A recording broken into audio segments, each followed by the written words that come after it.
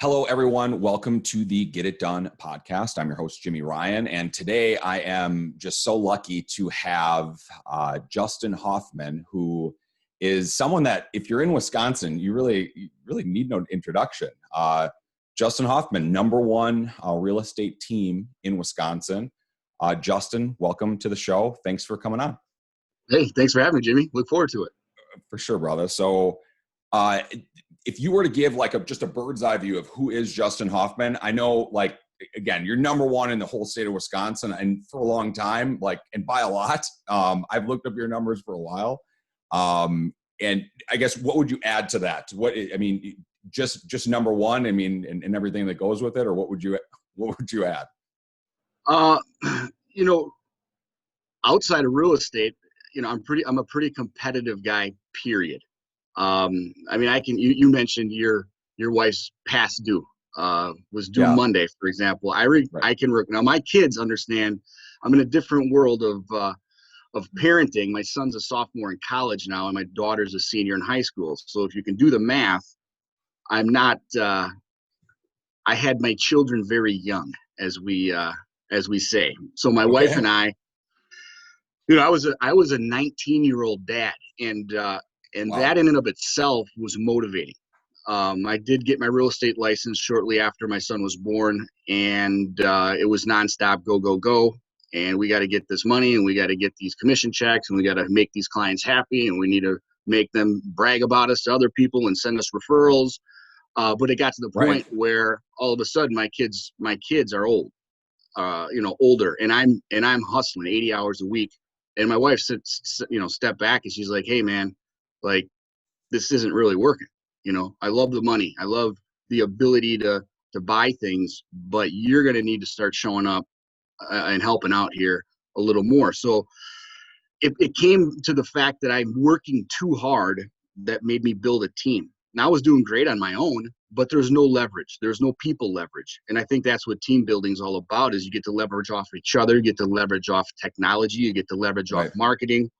But who is Justin Hoffman outside of real estate? He's just another competitive guy that likes sports, that likes to win. I remember my wife was pregnant. We're playing Uno, and I was whooping her, and I was loving it. And she's 9 months pregnant. She's like, "You're a jerk." I'm like, "No, I just like winning." And the winning mentality kind of spills into my real estate business, where we just want to win. We want to beat not just the competitor. We want to beat our numbers from the year prior. So we're always focused on driving more business to our team, just in order to make sure that we got that win. And I like to win on even little wins, and you got to celebrate. And I think a lot of times we take a lot of stuff for granted, and we don't sit back and appreciate some of the little wins that we obtain in life. And that's kind of a big part of our team concept and our culture, is celebrating wins. Everybody can relate to that. Who doesn't want to win, but who does the work to actually make it so that you do? I would argue you do. KJ and I talk about this actually a lot. We make it impossible to compete with, and you actually do that, which transcends to all of your numbers. It's especially in building a team. That's just something where you really need to be a leader. You need to work. You need to do the 80 hours a week, or you need to at least have done it to be able to lead those people to do the numbers that you're doing. Well, they say that it's called speed of the leader, speed of the crew. I can't just, as I've gotten into my, now I'm in my 18th, 19th year selling real estate. So I'm probably not crushing 80 hours a week anymore, but I'm still leading by example. Am I golfing? Am I golfing a little bit more? Sure. Am I terrible still? Yeah. But I don't know anybody. It only takes one conversation with your wife about, hey, you need to kind of step it up at home. And maybe a few actually, but it was more than one. But the truth is that you're building a team for a reason. It's not all about Justin Hoffman. It's about more the legacy of the team. It's like you're bringing everybody with you. So very cool. Awesome. That's what a great introduction. So the Get It Done podcast is really about the come up story. And you are at a level that I think is like a lot of people aspire to get to. And I always use the story of Elon Musk. His story from 1 million to 1 billion is going to be really cool. But really, I want to hear the story of 0 to a million and how it started out, like the grinding story. So like 18 years, man, I'm sure you could write several books about just real estate. I got one. So to kind of to start it out, let's go. You do? Okay. Awesome. Yeah. See, I co-authored it though. It's way easier to co-author a book than to actually physically write 21 chapters yourself. What do? Do you just like basically speak into a recorder and then somebody types it? Is that? I mean, this is old school. We did it. It took us like 3 years to get it launched, but no, it was notes that turned into paragraphs that turned into a chapter or two. Wow, that's cool. But I thought it was something I wanted to do, and then once I got to doing it, I was like, I don't know if I want to do this anymore. It's a lot of work. Is basically what I'm saying. And there's a little bit of leverage to it, but I don't think it didn't turn out to, I was never a New York Times bestseller. Okay. Well, it seems like a by the way kind of thing. Like it's not like you're totally fulfilled. Yeah. And it's like, all right, what's next on the bucket list? Oh, author a book. All right, next we'll get that done. Oh, okay, fine. Give me 3 years. Give me 3 years. I'll get to it. That's awesome. But no, the grind is real. Like, so my story is pretty interesting. That obviously I started off. Take us all the way back. I want to start. Let's go high school. Like go even. Where were you born? I was born in Milwaukee. Okay. I was raised in Franklin. Okay. I did all the normal things. Got in a lot of trouble. Played a lot of sports. Had some success. Won a few state championships in sports. Got in some more trouble and got myself kicked out of sports. Scholarships gone. You name it. The vision of college for me was more, I want to play football or baseball than I want to go to school. So I flipped the switch. I had a mentor in my life in my grandfather who actually, I don't want to deviate from where I'm going, but he kind of got my juices flowing into the real estate world. And we'll touch on that because he's part of the story. But he turned me onto boxing. So I became a boxer, and I was a boxer for Ace Boxing Club down on 10th and Lincoln on the south side of Milwaukee. By this time, I was a sophomore in high school, 14, 15 years old, somewhere, maybe a freshman actually, where I was coached by the late, great Del Porter. And if you know anything about boxing in Milwaukee, he's a big, big name. He passed away, I believe it was in 05 or 07, but he was a great influence on my life, kept me disciplined, taught me not just how to fight, but how to win in the ring. And I fought in my first Golden Glove state championship when I was 16. And I went on to defend that state championship. I won that in 97, 98, and 99. There are very few, not to be, I'm not real politically correct, but I was the only white boy in that boxing club, and I fought very few white dudes. So it was interesting. And I took Spanish in high school, for example. It was a predominantly Spanish speaking gym, but I ended up speaking Spanish because of the 4 or 5 years that I spent training with the fighters that didn't speak very good English. And we would run after our workouts. We would train for a few hours. We'd always have to get our road work in, jogging around Kosciuszko Park. They taught me Spanish while I taught them English because we had an hour, or so, 45-minute run. But the boxing is kind of what molded my mentality, not just from a winning standpoint, but the discipline where, you don't just wake up one day and get in the ring, or, like the UFC guys, I know a lot of these guys personally. I mean, they have incredible work ethics, it takes to get your body ready, your mind ready, not just the endurance, but the mental. And so that was a lot of fun. So instead of playing football and baseball, I took the boxing because I got kicked out, man. It's just being honest. I was never a good student. So I didn't go to college. But there's, I want to expand on that. So you said you almost got kicked out. You say you're starting boxing at your 14, competing in these major championships, 97, like you're 16, 17, 18 years old. How, if you're disciplined, and like on that type of a path, how are you getting into trouble in school? Was it just like fighting people, or was it No, like, no. Truthfully, it was, there's rules in high school. You have rules. Playing sports is what they refer to as a privilege. Well, in my younger days, they had they would call a 2 or 3 strike rule. I believe it was 3, and I struck out, and it was okay, it was underage drinking tickets. okay, So, okay. so when you catch couple, you lose a quarter of the season. When you catch 2, you lose a year, and when you get rung up for number 3, you're donezo. And So, that's exactly what happened to me. I mean, you can look back at it now and think like, here, where would you be if it didn't happen? Because you probably wouldn't have gotten into boxing. You probably would have just done the I high school would sport. It would have been probably easier. not have. So I'd have lost out on that. But you know, I still regret it. I still Do wish you? I'd have Okay. had the Yeah. opportunity. But at the same time, what are you going to do?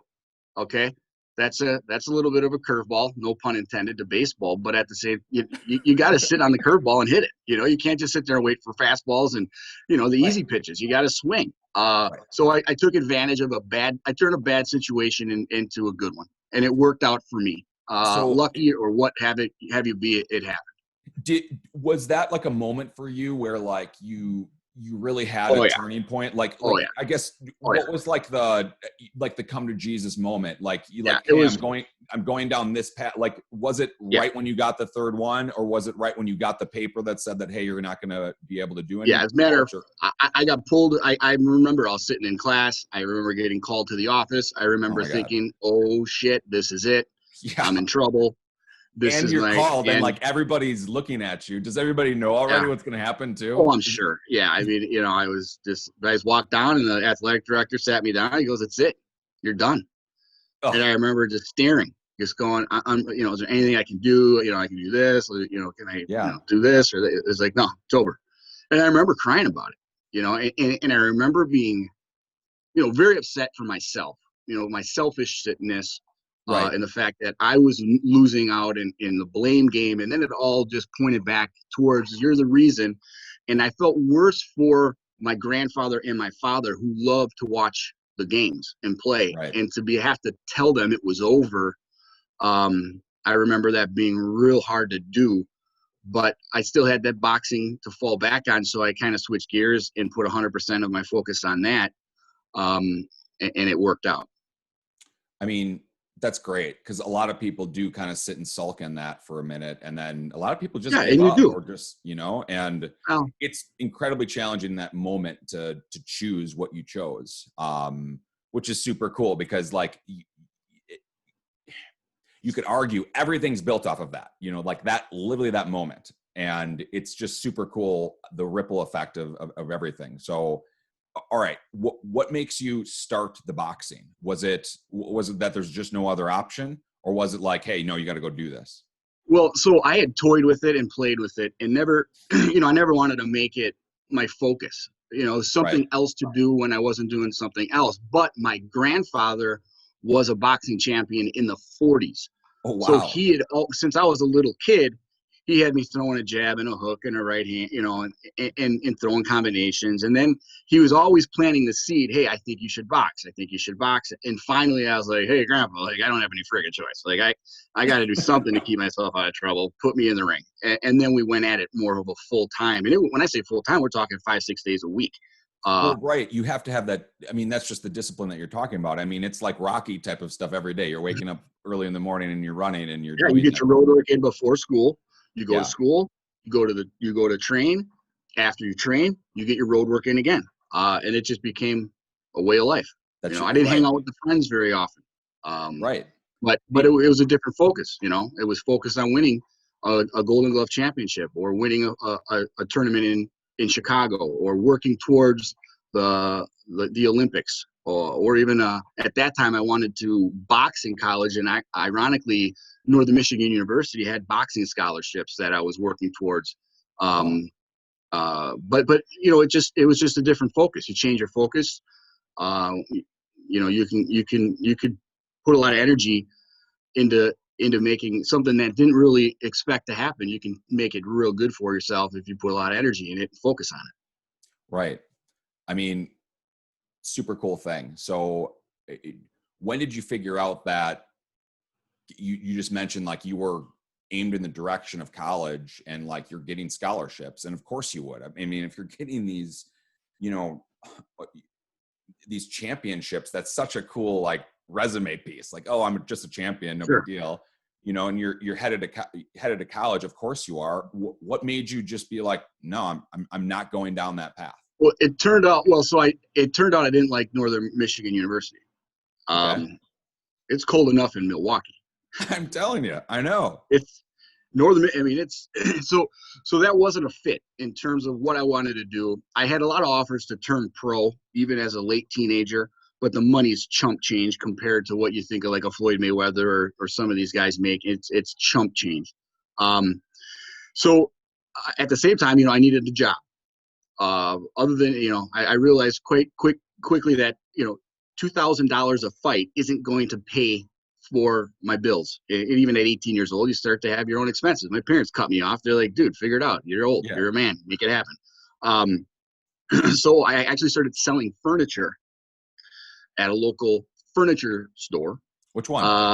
It was called Nationwide Warehouse off of South 27th Street in College, just outside Oak Creek. I think it might even still be Oak Creek. But either way, so for some reason, sales worked for me. I was good. I wasn't afraid to go after people and work and try to change a no to a yes and close people and sell sell furniture. Right. Well, how'd you get pointed in that direction though? Was it my dad? My dad's like, you need to go get a commission sales job. You're a sales kid. Go out. So I actually applied. I actually applied when I was 17, and they're like, well, you're too young. Like you have to be 18. I'm like, shit. I'm sorry for the S word, but I'm like, you're fine. We always have explicit. Almost everybody has sworn at least one time on our I mean, podcast. I think it makes it transparent and real. Like, honestly, it does. Yeah, we're having a conversation. This is real. So I'll keep the F bombs to myself, but the S word. All right, sounds good. Yeah. No, but so I went back and now I'm 18. At the same time I was working there, I was training for the 3rd Golden Glove Championship, and I won that. And literally like a week later, like, hey, we had to fire a bunch of people at our Northside store. We need you to be the manager. I'm like, oh my God. What? Like, yeah, I'm 18. You're 18 years old and you're the manager of the sales team at a furniture place. Yeah. And how old were the people you managed? Oh, they're all older, 25, 35, 45, again, only white dude, no big deal. And the north side of Milwaukee. I walked in and I had it's the north side of Milwaukee. Yeah. I mean, it is what it is. So funny thing is that was almost 20 years ago. I just had dinner with 2 of my old employees from there. And we picked up like we never missed a beat. And it's been years since I see him here and there. Well, but ironically, just in the last month, we went and grabbed a bite to eat and hung out and had some beers and stuff. So it was pretty cool to catch up with those guys. But anyway, so now I'm thrown into this. By chance, though, do you remember the address of the place? Where was it? Because I used to work on 7676 North 76th Street. That was my car sales. So it was, I believe it was like 7701 West Florist Avenue. Okay. I'm not. So 76. So 76 in Silver Spring. It's like it was Good Hope, basically. Yeah, it was just a little south of that. Yeah, so like Silver Spring and Good Hope is Florist. I think, honest to God, the reason why I wanted to stop you on that is because, honestly, Justin, if you want to be a really good salesperson, go sell stuff in the north side of Milwaukee when you're 18 years old. I mean, I'm just saying, like, it is. You can't go to college you could go to college for 10 years and study everything. Just work there for 1 or 2 years. And like the hustle's so real, but the hustle's real. But you also get it. Like I feel bad for anybody who hasn't done that. That is insane. Yeah, you learn skills, like not just sales skills. You learn life skills. Right. And so basically, what ends up happening. Beaming at that, I love it. So what ends up happening? Well, I'm making a lot of money. I'm making more money than my teachers because I'm still in high school too. Okay. And they're saying, your grades cool. your grades aren't good. I'm like, I'll bring my paycheck in and you bring yours.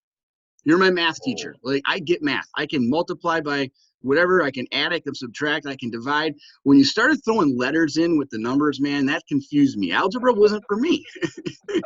but all jokes aside, I started to make a lot of money. And I really quickly learned that, maybe college is a waste of my time. And then one thing led to another, and all of a sudden my girlfriend at the time, now my wife, is pregnant. And I'm like, well, Wow. I can't just go to school, and I don't have enough hours in the day to bring home the bacon and get a college degree. I mean, truthfully, I did try. I went to MATC and I took English for one semester and I got a B. In but English, that was it. well, that's That was it. that's so funny because you hated math too. It's just funny, like Well, it's opposite for me. I love math. I think math, as I get older and I understand it more, Yeah, I'm just not, it's just not my thing. right. As a loan officer, it's mine, so it's just like Right. it's funny though that, and then you took an English class. That's not my thing, Yeah. so, but I don't whatever, mind it. you gave it a good old college try, I Mhm. mean. I had to polish up skills so I could co-author this thing. Well, there you go.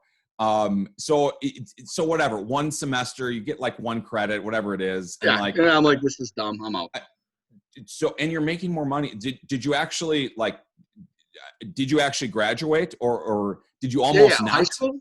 Yeah, No, high no, no, school. no, no.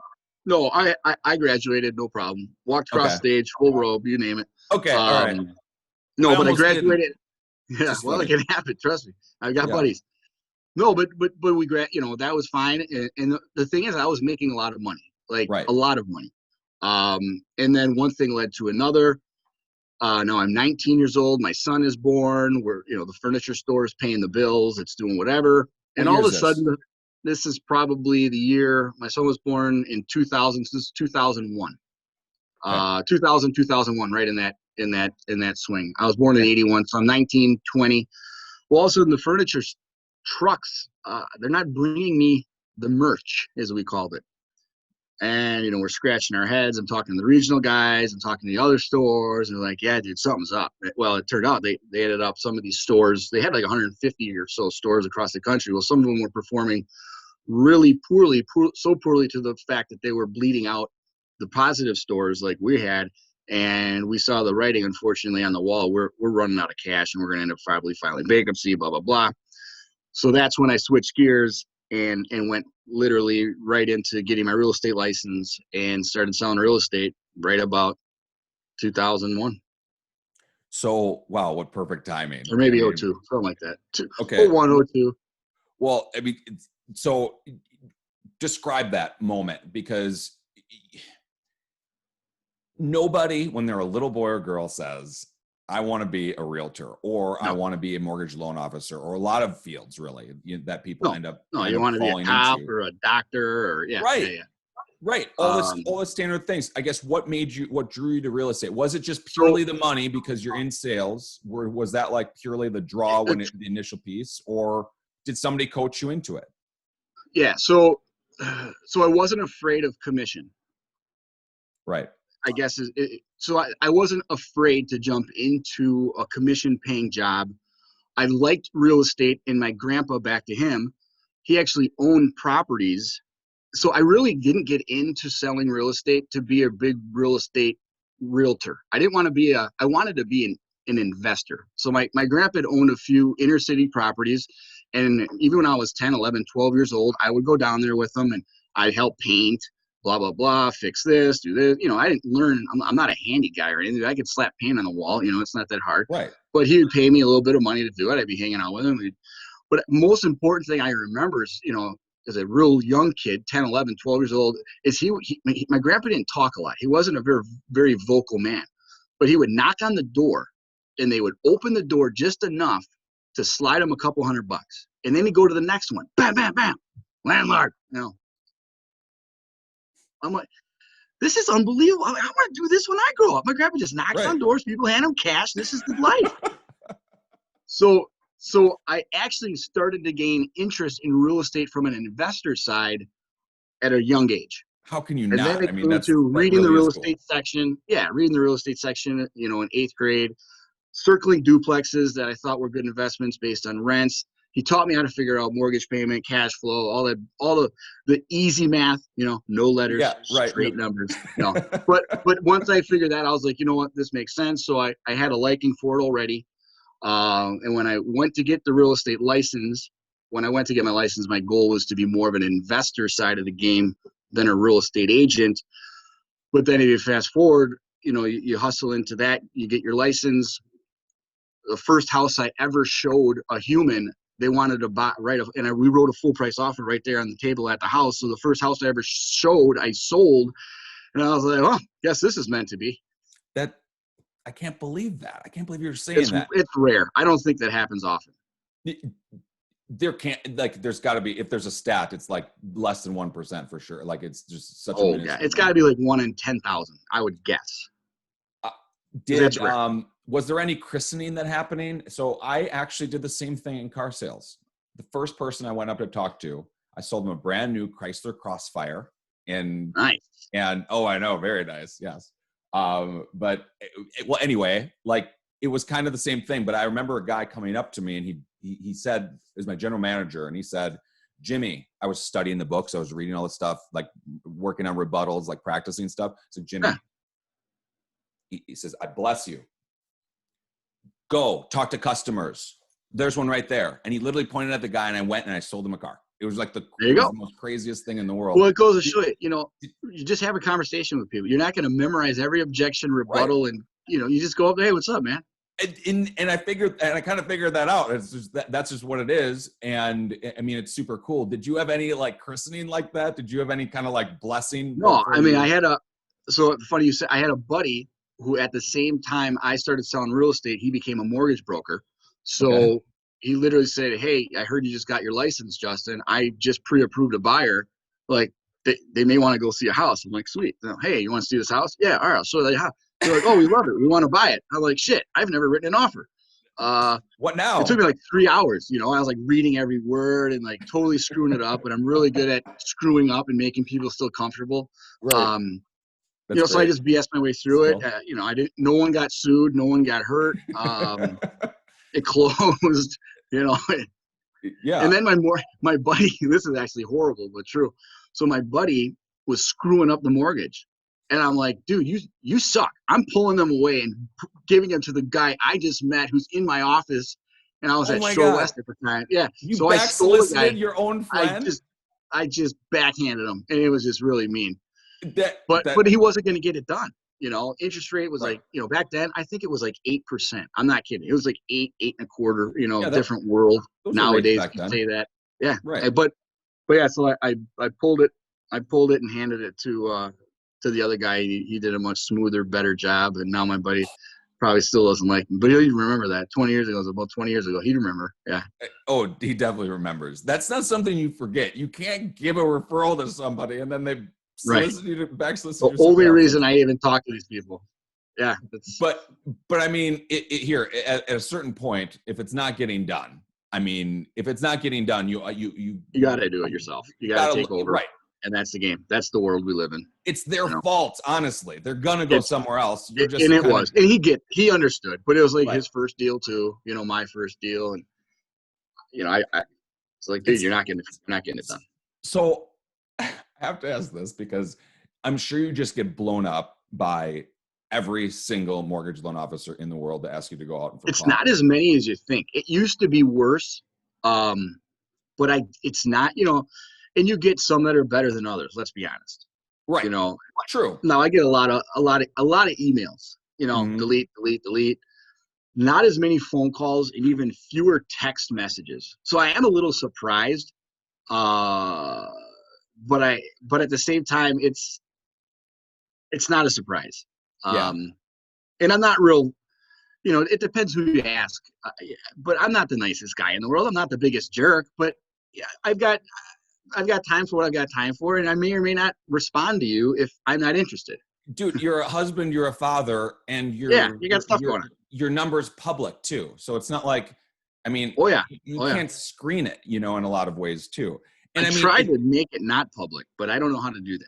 They still find it. But there's no way that you can know really though, No. because it's still, you got to be in touch with people too. So, I mean, Yeah. it's like, there's no way. And believe me, I've tried too. I've tried all the ways to like separate it completely. There's almost It's no way. hard. But so your friend did this, but then you back solicited him. What was it? Just your other buddy that you just started working with, and he just Yeah, it was just a guy. He was an in-house mortgage broker at Shore West, and I took a liking to him. He was wicked smart. He was real responsive, and he took the bull by the horns, and he said, "If you got a problem, I can fix it. Here's a problem, or here's a solution," and he got it closed. awesome. And my buddy got it. You know, he was bitter for a little bit, but he got over it. So you begin your real estate career. You sell the first house customer you see. Yep. Yep. You're about 19, 20-ish. 20, And yeah, 20, 21, somewhere in the neighborhood. Yeah. and you have But a I started newborn. in like May. I got, well, at this time, April. Yeah. So I've got like a 1 year old, a one or so. Yeah. Yeah. My son's 1 years old at the time. What's your son's name? Dominic. Dominic. Cool. So at this point in your life, I mean, you're just green light go. You're going to go all for it with real estate, especially selling. I mean, the easy first success that you have. Was everything else just that easy? Like, hey, I'm just going to sell every single person that I talk to, or is it? No. As a matter of fact, I think the first closing was, I got licensed in the middle of the year. So that property closed in like the mid or the end of July. And I ended up closing 11 or 12 properties that year. So between July and December, which is good for your first really 6 months or whatever. Yeah. And then the next year it was, 30. Next year, a little bit more. And then by 2004 is when I had left Shore West, came to Remax, and brought one of another real estate team's inside sales agents with me. I recruited him, brought him with me. We got sued by him. I was 23, I believe, or 20. So yeah, at that time he sued us for non-solicit, non-compete, right? Yeah, non-compete. I mean, you clearly violated it. Yeah, right? tortious interference of a contract, I believe, is what they rung me up at. Okay. It cost me $30,000, but we won. Wow. I did not have that money. When I say it cost me $30,000, that wasn't a settlement. That was $30,000 in attorney's fees alone. At 23 years old, by this time I have 2 kids now, and my wife wonders why I was working 80 or 100 hours a week. It's because I was scared of death, of going broke. I couldn't imagine. I mean, and I can't believe they went after you that hard. But I mean, he came hard. You probably hard. Do you think you deserved it? I mean, if the situations were reversed, would you have? Probably. Yes. Yeah. Okay. Yes. Okay. Yes. So I mean, it was more of a disrespect. Like the guy he knew he wasn't going to win the lawsuit, but he knew he could mess my life up just enough for me to be miserable. Man, talk about that more. So like for me, that's juicy. I love that. That's like, well, once you do it, the thing is, like, everything's about experience, right? You don't know what you don't know until you experience it. So right. You're like even in real estate, like I was in my first couple of years, I refer to myself as unconsciously incompetent. Okay. I didn't even know how stupid I was or how little I knew, but I just kept running. Oh, my ears are so green. I didn't know anything, but I didn't know I didn't know. So you go through those phases. I like to compare it to like Tiger Woods in his prime with his golf swing. I go up to the tee box, and I just want to rip the ball. Sometimes it goes straight, sometimes it goes right. But that's how I refer to as unconscious incompetence. You step up, you hit it. If it goes straight, great. If not, whatever. But then as you start to get better at golf, in life, in experiences, you upgrade your levels to finally you go from unconsciously incompetent to conscious incompetence, which is the most uncomfortable feeling. It's when you're finally realizing I suck. There's so much more to this world I don't know. I've never been sued before. Well, how am I going to this is, now I learned, that, hey, we got to go to court. There's a deposition. What the hell do I do at a deposition? Well, you figure it out because you're going. And Tiger Woods got better at golf when he started to realize eventually you get to the point of unconscious competence.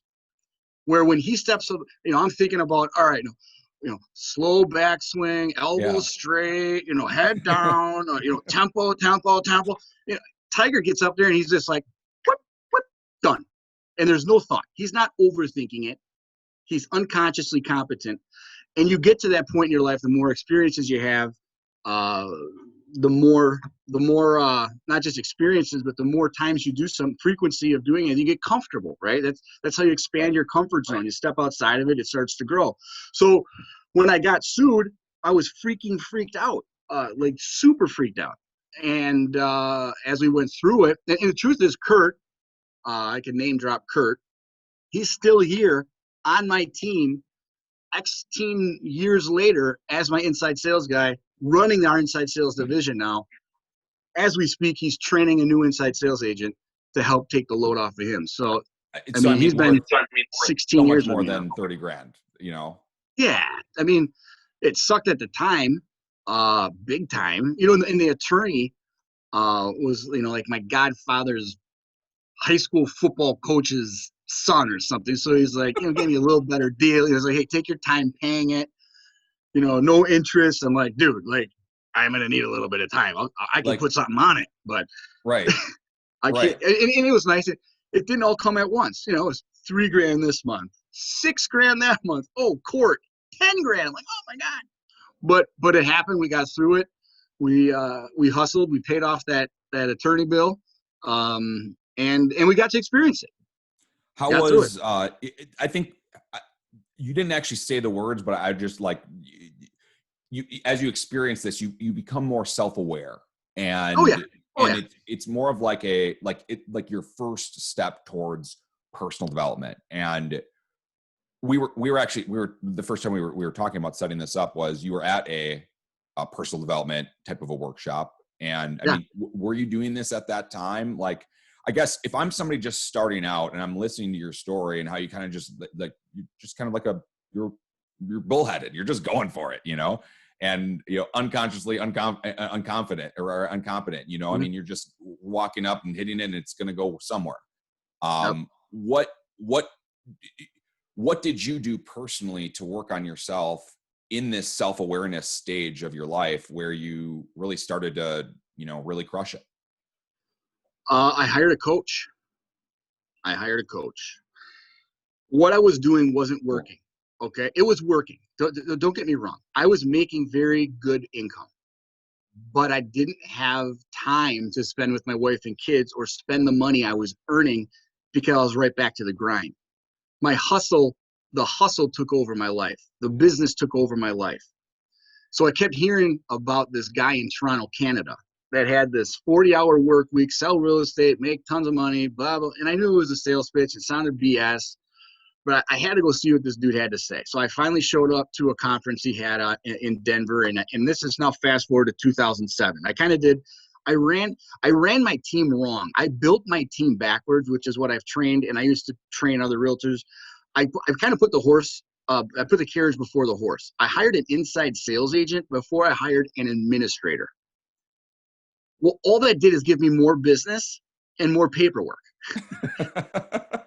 And what I needed was someone to do the paperwork, and keep me organized, which I'm not an organized guy. I mean, look at my office. You can see. I don't want to really show you. I mean, brother, we can I'm relate. not a neat I'm with freak. you. I'm not a neat guy. This is on purpose here. Like, this is clear. Nothing bothers me. But I totally get it. I don't get distracted by messes. I got a lot of napkins over here. So I hired this guy, and I became a part of his coaching program, where he trained me and taught me, how to leverage myself, how to not be Justin Hoffman, the realtor, but you can be Justin Hoffman, the real estate, the agent, the dad, the guy who plays pool or shoots pool and goes and golfs and goes up. And I never missed one of my kids' sporting events because of that. I coached my son's football teams ever since he was in first grade through eighth grade. We traveled all over the country coaching these teams, won a national championship down in Alabama. And I was able to create a life that allowed time for me to be both a good real estate guy, but also a good dad and a husband, which is probably why, knock on wood, but 19 years of marriage last week time. That's not easy, especially when you have a kid when you're 19. Yeah, thank you. But I mean, that's I like got a crazy good wife. Like, dude, she puts up with me. I'm not easy to deal with. I'm intense. I'm irrational, selfish. All the bad things all the things that no girl looks for in a guy. I've got a lot of those qualities. well, but when she's 19 years old, it's kind of cool. I mean, Yeah, I was a cool guy. Yeah, so hey, he's cool and he's a fighter. Yeah. He'll protect me. Hey, Well, look at I that. mean, He's got a couple of dollars in his pocket. Hey, well, what's I up? mean, at least there's that. Where was that? Who is this coach? What's your coach's His name? name's Craig. His name's Craig Proctor. He's still around today. I coached with him for almost 10 years, and at the same time I became a coach for him. So I was coaching other agents all over North America, into Canada, and that really wasn't my thing. I didn't like it. I thought I was really going to like it, and I hated it. But you did it for 10 years Like, and you hated it? no. I was in his coaching program for 10 years. Part of 2 years was I actually coaching other agents as a part of his team of coaches. Okay. And that's what I hated. I loved the learning. Right. I loved the learning. And I met some incredible guys that are still, like, right after this, I've got a Zoom call with a buddy of mine, Brett Johnson, down in Phoenix, Arizona. He's going to shape up. I got two of my office manager, my sales manager, and my number one sales guy. He's going to shape us up and fix some holes in our boat that he's got kind of locked and loaded. And that's what it's all about: networking, meeting other people, learning from other people all across the country that are doing a lot of business, and networking and learning. That's it. So it seems like, I mean, that was the biggest thing for you, is just stepping up into the personal development game, and just like, and actually getting a coach. Correct. So great. I'm sure he tells you, hey, hire an admin, you got to do that. And so what was your road from that point?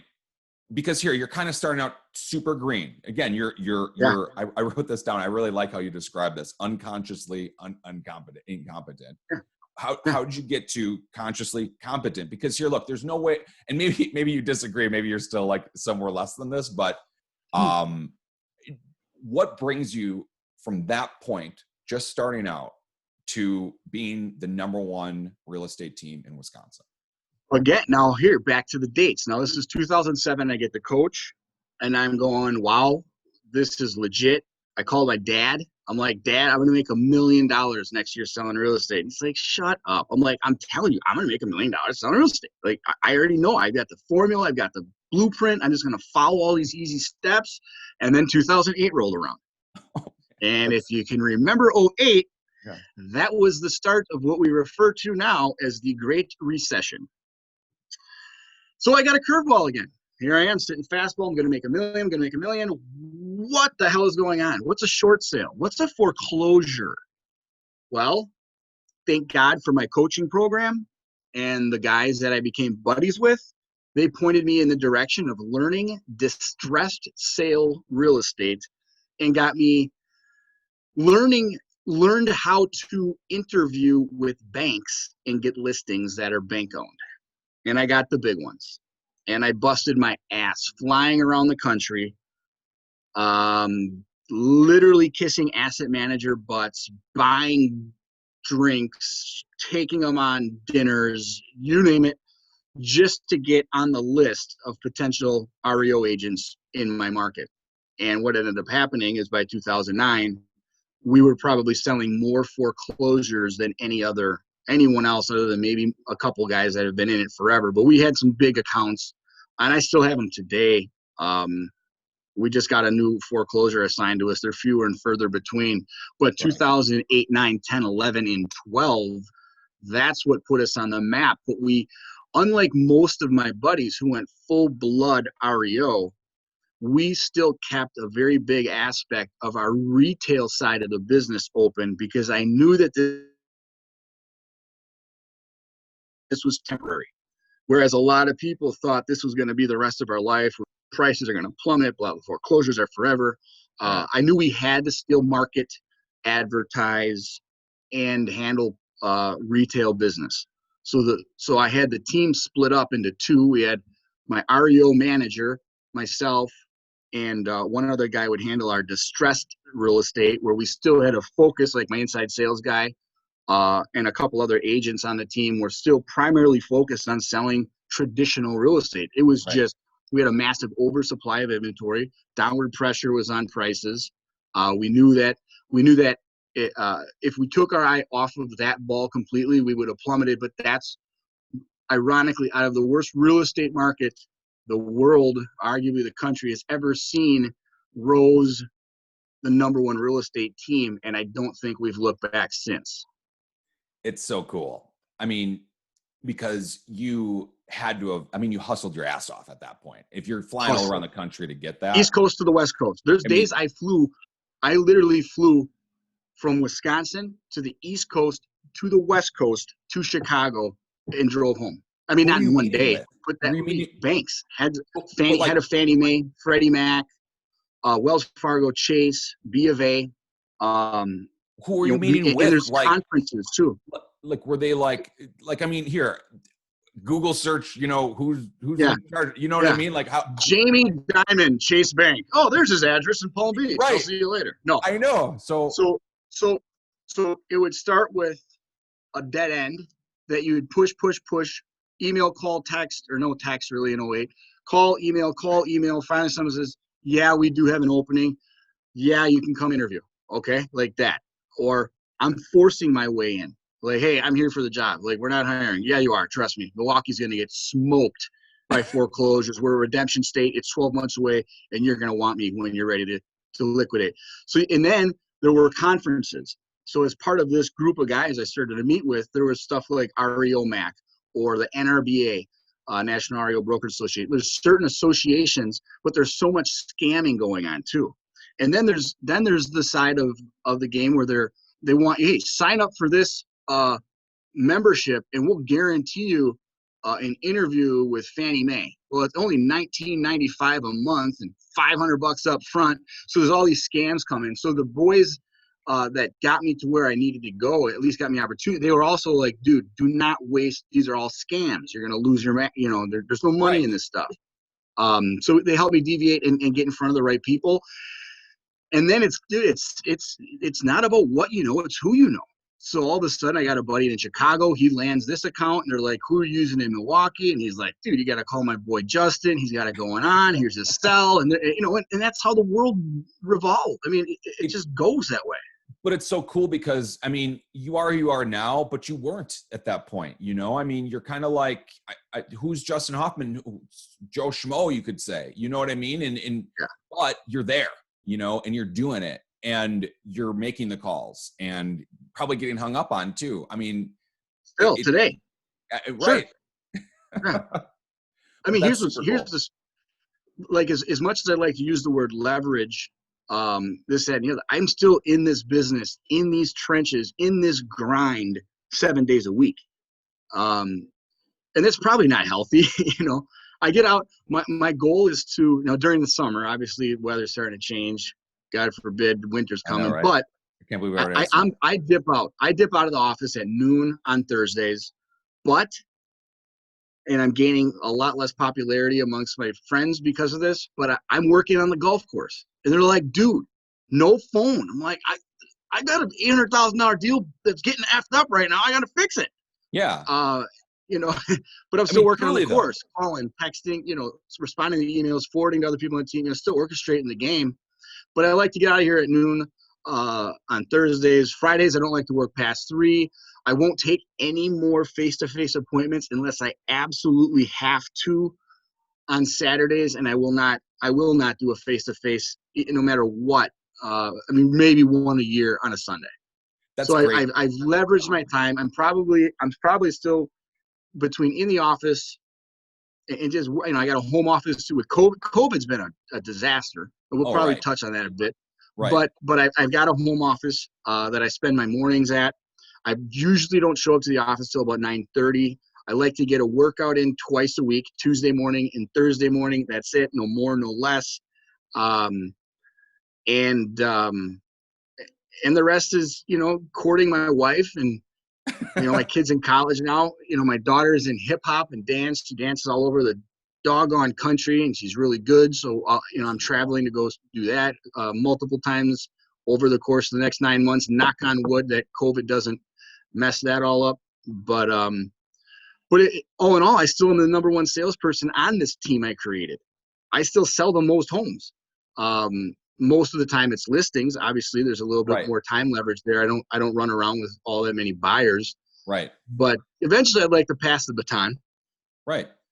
Take a little step back. And I'm going to. Now as my daughter gets into college, I'll probably rent something in Florida for the month of January. And I'll work from Florida. And then the next year, well, my wife and I are arguing about this, so whatever. I'm not going to win. You should buy a second home.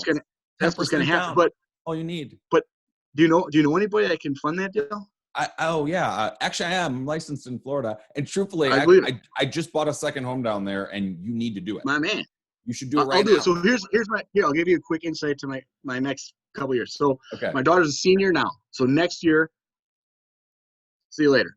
Okay. I'm gonna rent in Florida for 1 month. Okay. I'm gonna rent. I don't know where I want to be. I don't know. But my wife, here's where we're fighting. But I'm not going to win, but I'm going to pretend and at least put up in Arizona. So the following year, we're going to rent the month of January in Arizona. And I'm going to go, all right, which one did you like better between the two? Then the following year, so it's 3 years from now, we're going to do January in Florida and February in Arizona. And then that's D-Day. We'll decide where we'll buy. But that's what I want to do. I don't want to work January and February. Truthfully, I don't make a lot of money in those months. It's horrible. It's miserably cold. There's snow everywhere. It's and nobody's making a move every day. I can run the business. I can do anything I can do from Florida. I can do in Florida or Arizona or wherever in the world. I don't care. That's really cool. Awesome aspirations. I want to ask this too, just to clarify. So since 2009, your team has been the number one team in Wisconsin. So passing the baton, just to kind of build off of that, where do you see your team going? What's next? Do you grow it under somebody else, under somebody else's license, under somebody else's name? Do you change the name? Do you do something different? I guess what's your long-term legacy that you're looking for? I don't have what they define as a true outlined exit plan. Okay. But I can also tell you, I would be lying to you if I can't go golf every day and then sit on a beach and have a drink. I can't do, that's not me. I have to, I don't see myself retiring the old fashioned way. Okay. There's no pension in this game, right? Right. The golden years of my life will probably be spent working still. I don't see it any other way. Now, do I have potentially an aspiration to open up offices maybe in Florida and Arizona where I end up? Probably, to duplicate my systems and bring them there just to build something else a little extra while if I'm gonna be down there anyway. That'll probably more than likely happen on some level. But I'm more about not necessarily replacing myself with one human, but if I can add to this team a few more, and I might even have them already, but even just to bring in a few more people, polish this thing. I mean, we should be doing 500 transactions a year, and truthfully, we're not. Okay. So that's kind of a goal. I will not walk away from this thing on a full-time basis until I think I've built it to 500 transactions where that's going to, and I know what that takes. I can scale what I have pretty simply, but it's not just finding somebody who, I can hire 50 agents tomorrow, right? I have people asking me to come work for me but I'm looking for a real true fit. Like, you have to be a certain breed of nuts to work, even be able to tolerate me, but handle our systems, our processors, be a good culture fit on top of it. I would hire kinda. Yeah. I mean, but that's really, though, it is the truth. Our industry is not an industry that everybody can do. I mean, it's just the fact of the matter. Oh, we got an 80% failure rate. Right. And a lot of people burn out too, and hate their lives, and I mean, this was a tough year. This year too, especially with COVID, it's just everybody has to change their game and level up, and they have to do it now, and like, yeah, it's temporary, but I feel like new normal is like the new thing that we always say, but like, it's kind of how it is. It is. I mean, there's nothing How, we're going to do about it, right? how have you adapted with COVID? What have you changed, I I guess? mean, well, we didn't. Technology's always been something that we were ahead of. We, Zoom calls and virtual showings were nothing new.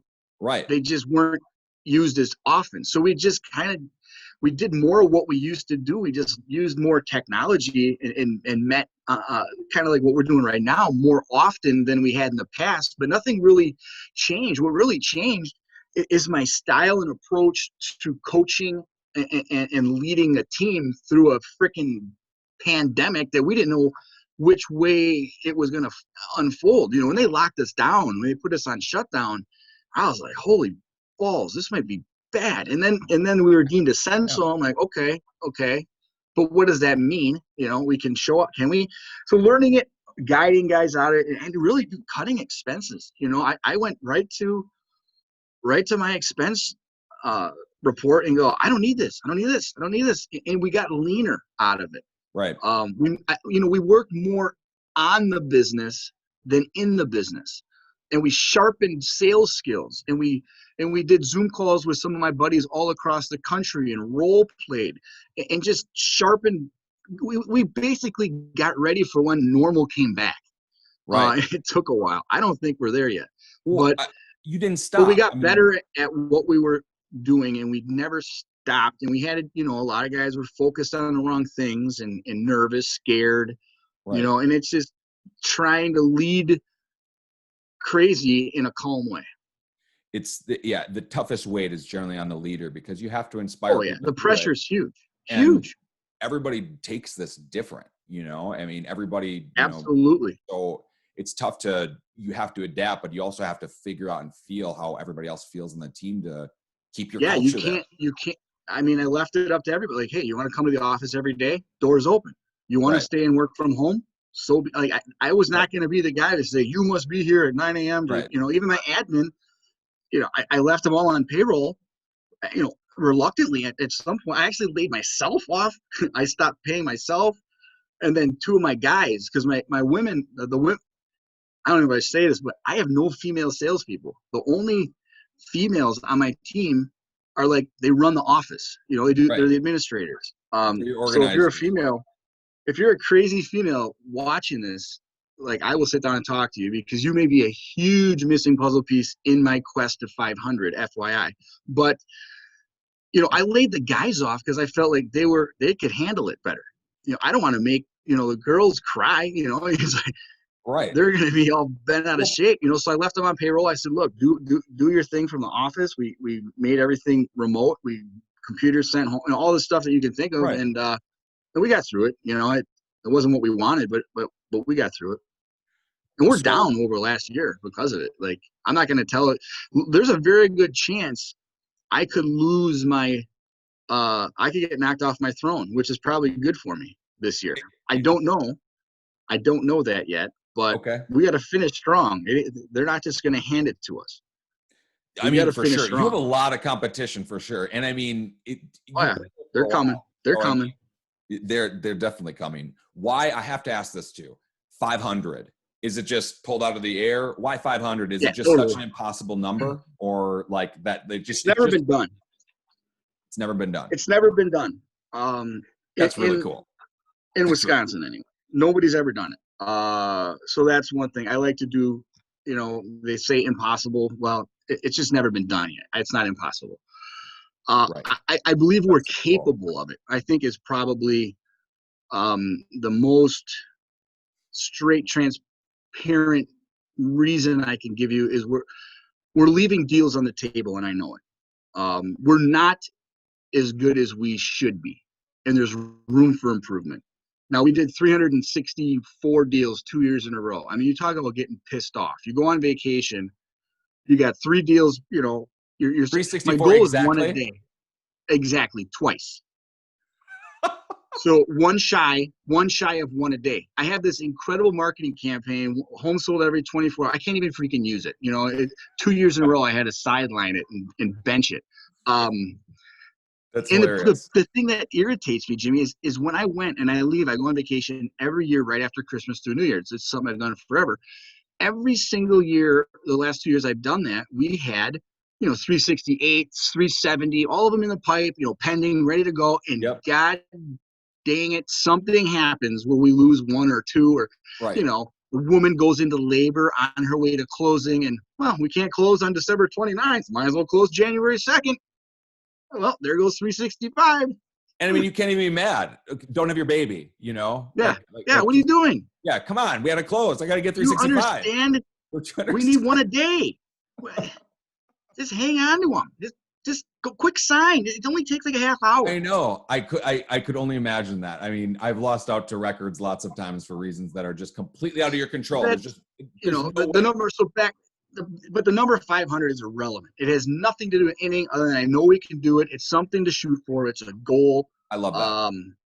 And I possible. know it's Right. possible. I know it's a high enough number where it will keep me focused, motivated, and grinding for multiple years, because it's not something I'm gonna wake up and do on a whim. Right. It's like, you're right. It's more of like a 18-month plan that you're kind of Oh, close more to. than that. I bet it'll keep me focused for 4 or 5 years. I think it'll take at least 4 years to hit it. Okay. Cool. Maybe 3. 2024. If we really 2024. Yeah. Cool. Just in time for another election. Right. Exactly. Perfect timing. I can't wait. I can't wait. And speaking about time, I want to be super respectful for your time, because I know you're a super busy guy. So there are a couple questions that we like to just ask people. Yeah, let's go. Everybody. So first is, do you feel like you ever had a big break? Sure. Oh yeah. Like in business? Just in But general. here, I'll give you an example. So are you familiar with venture capitalism at all, and how that kind of works? Where you make an investment and the company blows up and you sell that investment and you make a ton of money. That happened to me. I invested a very small amount of money. Well, not small, but an insignificant in compared to we ended up with, where I only owned a very tiny baby percentage, but it paid big bucks. But that's all back to my boys What was it? from the What was it? network. Commissions Inc. It was Commissions Inc. Wow. Yeah, Cool. I was the original founding member and investor in Wow. Commissions Inc. Interesting. And we sold it. Well, now it's sold to Fidelity for like almost 300 million. Wow. But we're out of that. But now I'm not an investor and owner anymore. I'm still a client. Commissions Inc. was awesome. Yeah, I remember way back, we're sitting in a boardroom, board member, and we're spewing out English. Like, we're realtors. This is what we want the system to do. And these crazy software engineer aliens are writing, and they're mapping and coding on a board. You know what I mean? In a room, like right on a window. I was like, oh my God, what the hell? I mean, it's like a movie. And it was crazy, but they literally took our words and translated into computer talk and built the software program and the platform, which is Commissions Inc. today. I have to know, how much did that meeting cost? Because I mean, it must have been just the most ridiculous amount of money per hour to get all those people in that room. It was $250,000 a year just for them to map it out each. Do the math. It's nuts. That's just nuts. So, I mean, like, you're on your A game. Like, yeah, we're going to do all of this, like, I bet it's just like. We had great leaders. I was just brought in as a dude, like, hey, he's a fun guy to hang out with. He sells some houses. He might know something. Bring him in, That's he awesome. writes us a check. Hey, if he writes us a check, he could be on the board. Right. Sure. That's awesome. So that was a break. So from a break standpoint, sure. that was a break. That was more like a bomb, like went off kind of breaks is a big deal. But there's been some little baby things that happen. But in all, it's just consistency and a grind and waking up every day trying to beat what you did yesterday and winning for the day. There's no real huge breaks anymore. I mean, you find your own luck kind of thing, I mean, you got to work. Create your own luck. right? Right. Creating your own luck is more important. People are lucky, but you got to believe that you're lucky. There's a lot of people you talk to, they're real optimistic or pessimistic, and they're like, oh, if it wasn't for bad luck, I'd have no luck. Well, yeah, because the universe is going to respond to you exactly what you put out to it. And if you're a miserable, pessimistic loser, you're going to lose every day. But you 100%. create your own luck, put yourself in opportunities, go outside your comfort zone to see if there's some low-hanging fruit there too, find lucky things there. But yeah, you create it all on your own, in my opinion. Yeah, that's Unless you're a awesome. black. I mean, you set yourself up for this. Like it's like you set yourself up to be lucky. Like all of a sudden you're an overnight success type of a thing. But no, they didn't see all Doesn't the happen. grind. It doesn't happen. No, So no. was there ever a time, Justin, that you felt like giving up? Oh God, yeah. Oh yeah. And I don't think you're human. I don't think. I mean, you talk about Tiger Woods. How many times has he probably thought about just retiring and hanging up the golf cleats? Michael Jordan did it and came back. Brett Favre did it and came back. I remember real early on, it's because I didn't like the schooling. Like this is all dumb. I don't want to learn any, and quitting at that time before I even got started. And a woman said, "No, you got to do it. You could be all right at this." And I'm like, "All right, fine. I'll do it." One of those. Right. But I think, motivation, like they say, is like showering. You need it daily. Sure. You get in a rut. Like I'm not this optimistic, positive dude every day of the week. I've trained my brain kind of to lean more on that side of the coin. But there's days you get upset and you get Right. bummed out and it's stressful and it's, burnt out is like weekly. I mean, let's be honest. There's a lot of stuff going on. This But industry can do it to you. it beats you up, man. It's, you got to roll with the punches. I mean, that's real though. I mean, it really, like, of course you do, but you still go on anyway, I mean, and that's Well, really yeah. I mean, I think there's a very, very big difference between quitting something and giving up, right? You Right. can give up for the day. You can quit for the day, but get a good night's sleep, hit the gym tonight. Don't be a wimp. It's Right. quitting is really wimpy, in my opinion. I, There's other options. I love that. I can totally relate. If you were to do it all again, what would you change? I mean, I would have hired the right way. I think I would have saved myself a few years of banging my head on a wall. I'd have brought admin in before inside sales. I would have brought an agent in before inside sales, and I would have built it probably a little bit more the right way. I would have probably bought the building I'm in that I bought like 4 or 5 years ago. I would have not 4 or 5 years. I would have bought this building a few years prior. There's a lot of little stuff I would have done. I think I would have done, but I can't promise you I would have really changed all that much. I mean, like, I mean, that's like I would go back in the day and buy stock, or you would have invested more Well, into yeah, the or I mean, whatever it is. yeah, I wish I wouldn't have sold Apple at $83 a share back in 2004. Yeah, like That I things can tell you. for sure, like in things like that. But I mean, also, it's like it's one of those things that really builds you. I mean, I really look at the way what you're saying.